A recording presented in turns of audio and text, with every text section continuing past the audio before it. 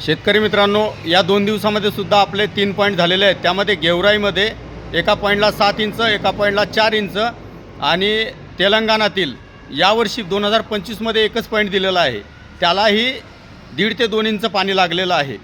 असे वैजापूरचा 1, मेहकरचा 2 इंच, वैजापूरचा 1 ते 1.5 इंच, त्यानंतर गेवराईचा 1 4 इंच, 1 7 इंच आणि कोसमेटचा म्हणजे तोही तेलंगणा बॉर्डरलाच आहे, परंतु हा जो काही आदिलाबादच्या समोर दिलेला पॉईंट आहे हा हैदराबादच्या जवळपास हैदराबाद आणि आदिलाबादच्या मध्ये दिलेला आहे।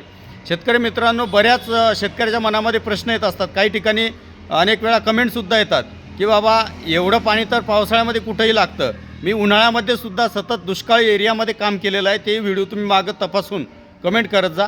एवढंच सांगायचं आहे शेतकरी मित्रांनो, शेवटी आपले प्रयत्न म्हणजे पाणी शोधकाचे प्रयत्न आणि आपलं प्रारब्ध या सगळ्यांची जोड जिथं मिळते तिथं आपल्याला यश नक्की येतं। आपला वरच्यावर परमेश्वरावर विश्वास असला पाहिजे। आपण जे काही पाणी शोधतो या नारळाच्या बेसवर किंवा कोणी रॉडवर शोधत असेल, ही सगळी एक दैवी शक्ती असल्याचा माझा एक समज आहे। बाकी देणं घेणं हे देवाच्या हातामध्ये आहे।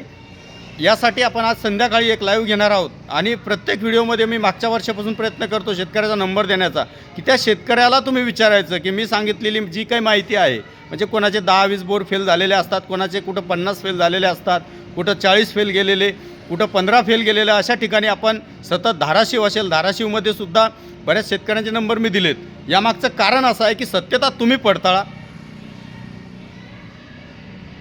आणि बऱ्याच वेळेला फ्लशिंगचेच व्हिडिओ दाखवले जातात आणि त्यामध्ये 1 इंच लागलेलं पाणीसुद्धा 4-4 इंच दाखवण्यात येतं। असं काही मी करत नाही। शेतकऱ्यांनी जे काही सांगितलं आहे तेवढीच माहिती तुमच्यापर्यंत पोहोचवण्याचा प्रयत्न करतो। बाकी संध्याकाळी लाईव्हमध्ये निश्चित भेटू। जय महाराष्ट्र, जय जिजाऊ, जय शिवराय।